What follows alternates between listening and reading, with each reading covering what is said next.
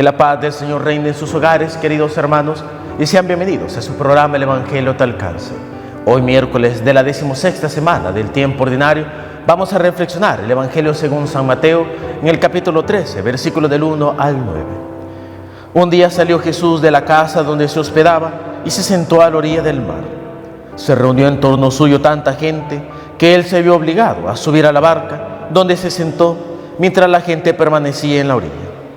Entonces Jesús les habló de muchas cosas en parábolas y les dijo: una vez salió un sembrador a sembrar, y al arrojar la semilla, unos granos cayeron a lo largo del camino. Vinieron los pájaros y se los comieron. Otros granos cayeron en terreno pedregoso que tenía poca tierra. Ahí germinaron pronto, porque la tierra no era gruesa. Pero cuando subió el sol, los brotes se marchitaron, y como no tenían raíces, se secaron. Otros cayeron entre espinos, y cuando los espinos crecieron, sofocaron las planticas. Otros granos cayeron en tierra buena y dieron fruto, unos 100 por uno, otros 60 y otros 30. El que tenga oídos, que oiga. Palabra del Señor. Gloria y honor a ti, Señor Jesús. El Evangelio de este día, que es uno muy especial, sobre todo porque es de esos grandes evangelios en donde el Señor enseña tanto con parábolas. En esta ocasión nos encontramos ante la parábola del sembrador.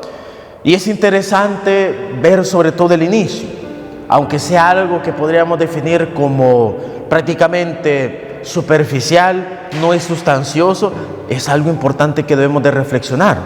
En primer lugar es que Jesús, que se hospedaba en una casa y cerca del mar, empezó a reunirse gente en torno suyo, a la orilla del mar. Y entonces Jesús tuvo que subirse a una barca en donde permanecía para enseñar a la gente que estaba en la orilla. Esto nos habla de que, a pesar de que en la actualidad podemos hablar de que estamos en un mundo muy secularizado, en un mundo, pues, a veces podemos decir muy pagano, y eso es cierto, también hay algo interesante. Y es que muchas veces, precisamente, este mundo superficial, pagano, meramente estético, pero que no tiene profundidad, hace que mucha gente se agrupe en torno a él, pero de repente, cuando la gente experimenta el vacío que genera este tipo de mundo, anda buscando algo que le llene. Y es ahí en donde nosotros debemos de ser capaces de ser como Jesús.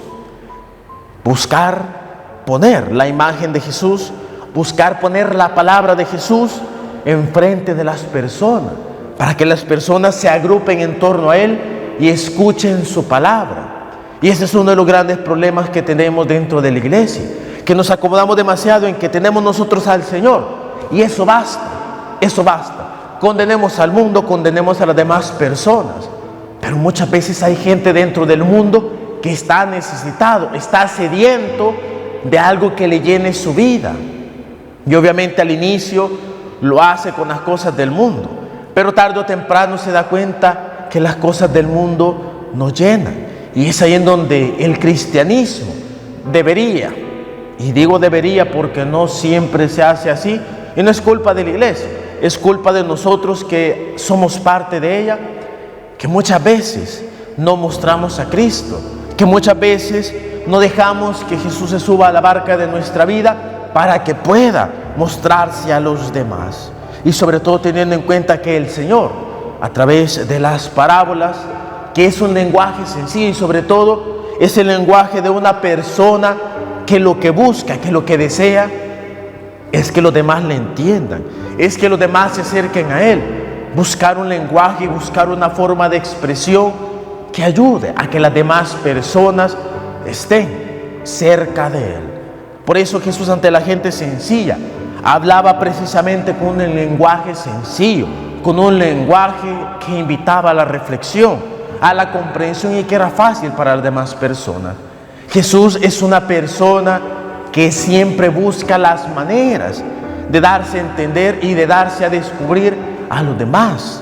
Somos nosotros los que muchas veces complicamos el descubrimiento del Señor. Somos nosotros los que muchas veces, con un lenguaje complicado, con un discurso altanero, con un discurso complicado, Votamos la sencillez del Señor.